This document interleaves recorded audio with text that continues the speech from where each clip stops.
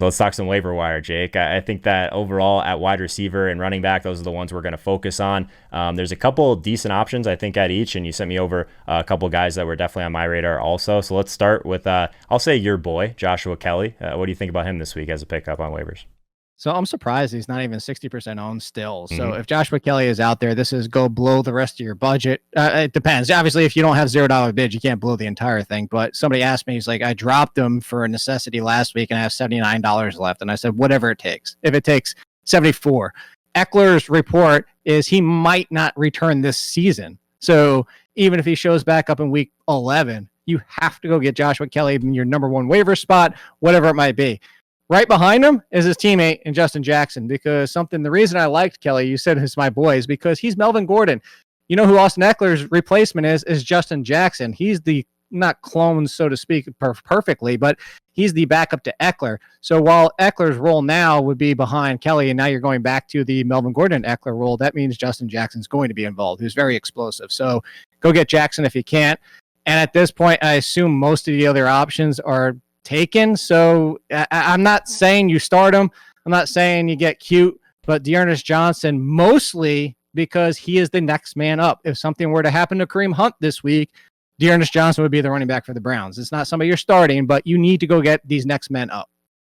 I think that's kind of where I struggle sometimes on the waiver wire, is that I'm not like willing to just like burn much of a priority on a guy like Dearness Johnson. But I mean, we saw the role, like this team, all they want to do is run. So if we don't have Chubb for an extended period of time, and maybe Kareem Hunt isn't the Kareem Hunt we remember with that workload he used to have for the Chiefs, then maybe he's the guy you stash. And like you said, if he gets hurt, like you have basically a home run in an offense that is going to be extremely run heavy. So I'm in on that for sure. Would you have ranked it kind of how you sent it over? Joshua Kelly, Justin Jackson, just Dearness Johnson? Would that be like your top three in order? Yeah, that's assuming Chase Edmonds is taken. I would pick up Edmonds before Johnson. Behind Jackson, I'd pick up Madison before Johnson, but behind Jackson.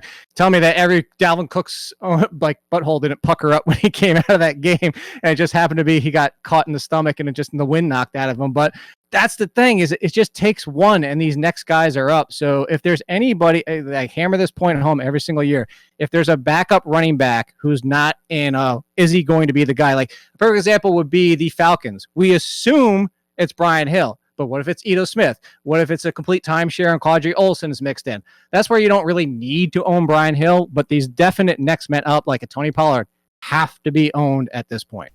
That's always my biggest concern, is like, actually, I'll say this. It's probably easier to decipher which teams are going to go to like a pure committee versus which teams are just going to give the keys to the next guy up. So I think that the Pollard one is a great example, right? If Zeke was to kind of get injured, heaven forbid, like we feel pretty confident that someone like Pollard would come in and take a majority of that role. So I'm with you on that. Again, I'm always going to take the Mike Davis L. I didn't think he would come in and take as much of a role that he did for Christian McCaffrey. So probably listen to Jake when it comes to waivers, and not me when it comes to running backs. So wide receivers, Jake, I think one thing that we're always kind of trying to figure out ways to get access to this Cincinnati offense. I guess this new age Cincinnati offense from what we've seen in the past. T. Higgins is someone that he's been looking to a ton in the end zone. So I know that you're on him overall at wide receiver. Tell us why. Mostly, here's a perfect example why. I'll tell you, I did the podcast this morning with Brandon Funston over The Athletic. And he said on the one play, he goes, I was trying to see what the second number after the 8 was because I wasn't sure if it was AJ Green or T. Higgins. Like, T. Higgins is a big boy. And that's why you're seeing those red zone targets. Again, I keep going. Tyler Boyd is the number one, the most comfortable option. But if you're talking about a red zone presence and essentially the new AJ Green, Joe Burrow is going to T. Higgins. Joe Burrow hasn't, similar to coaches having no allegiances to teams that they take over and previous guys that they didn't draft, Joe Burrow has no allegiance to anybody. He's comfortable with who he's comfortable with. And right now, it's number one, Tyler Boyd, number 2, T. Higgins. So I think that you have to take the chance. If everybody was excited about Justin Jefferson last week, there was hesitancy of whether or not T. Higgins would continue to be a thing. Both those guys cleared things up immediately in their second week of producing again. So I would say T. Higgins needs to be on a lot of teams.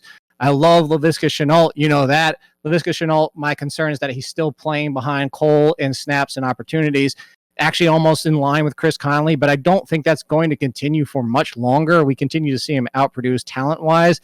Is a rookie, so remember, some of these things take a little bit of time. If he does become the number 2 and starts going out there 30 routes, 40 routes, he will be a top 35 wide receiver, I would say, in this offense. And the last one is Scotty Miller. Until Chris Godwin's back, Scotty Miller proved it yesterday. He's Tom Brady's new second best friend after Mike Evans, and very similar. And I know people are going to draw a parallel there because of the one aspect, but that's not the only aspect. He's similar to Julian Edelman, and not just because he's white.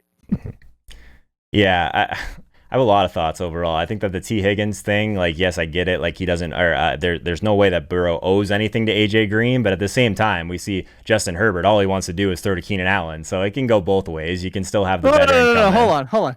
That's because Keenan Allen is still an elite wide receiver. That's fair. AJ Green is toast.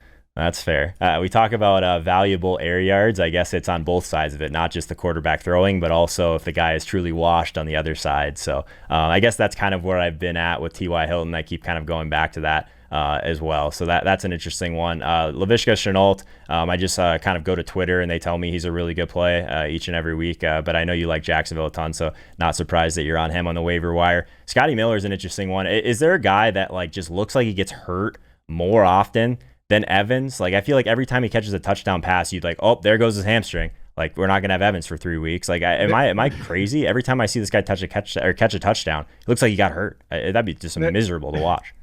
I tweeted yesterday. It's so funny you said that. I tweeted yesterday, Joe, when that happened. I said, is it just me, or does every time Mike Evans go for a reception or just a target, looks like he's going to come down and bounce off concrete every single time? And somebody pointed out Mike Williams. They're both the same guys. Like, every time they go up for a ball, I'm legitimately scared they're going to get hurt. Man, I can't even talk about Mike Williams, man. Like, that's just like one of the ones we talked about. Kenyon Drake, he's cost us a lot of money overall. Probably not you, I guess, because you're actually one of the few people that just has been very firm as a not Kenyon Drake guy. So shout out to you on that. But I don't know, man. This Mike Williams thing, like, it just always seems like a play to me, but I just can't. I can't get there overall. Jake, Mike Williams, he's banged up too. We were attacking air yards with Tyrod Taylor, but now that Justin Herbert's taken over, I think that if you want a super deep league, here, I'll even give you a bonus. Super deep league people out there. Jalen Guyton, terrific downfield speed and ability, and we've seen it already. Justin Herbert's thrown a couple bombs to him so far. All right, well, we do have a super chat, so I'm going to make sure that I indulge this one, and I know you probably get 100 of these, Jake, but Jake Connor and Tyler Boyd for Keenan Allen and Kenyon Drake. Which side of that one do you like? And then I'll get you out of here. Connor and Boyd all day long. Drake might not even have the job at some point this season. There's no, Keenan Allen isn't even that big of an upgrade over Tyler Boyd. I will take James Conner. Look, the only fear for people with James Conner is if he's going to get hurt again because of his track record of getting hurt. If James Conner stays healthy, and I know it's always a risk, but we said that about Leonard Fournette before last season. Leonard Fournette, first 2 seasons, hurt. Then he plays the entire year. I know Connor's already missed time, but if he plays the rest of the year, James Conner is going to be a top 10 running back.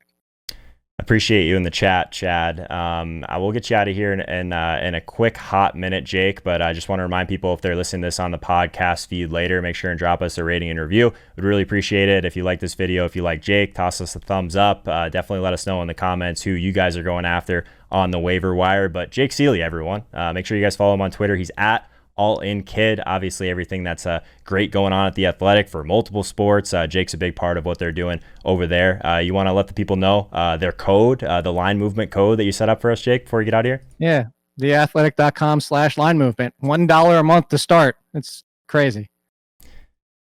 That's a hell of a value. So appreciate you, Jake. We'll see you next week, man. Good luck.